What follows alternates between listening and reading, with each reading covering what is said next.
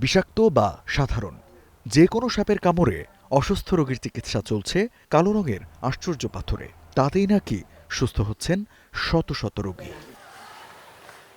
শেরপুরের নালিতাবাড়ির সীমান্তবর্তী নির্জন পাহাড়ি গ্রাম বারোমারিতে ১৯৪৬ সাল থেকে সিস্টার ইমানুয়েল প্রতিষ্ঠিত আওয়ার লেডি অফ লুটস ডিসপেন্সারিতে চলছে এমন অভিনব চিকিৎসা। ব্লেড দিয়ে এই পায়ে একটা খেতে ওইটাখানে পাথর লাগানো হয়েছে আর কি। তখন প্রায় 5 দিনের মাথায় মানে এই পাথরটা পড়ে গেছে এবং আমি সুস্থ হয়েছি আর কি। তখন আমার স্বামীকে যেমন দুইবার সাপে কেটেছিল, অসুস্থই আছে।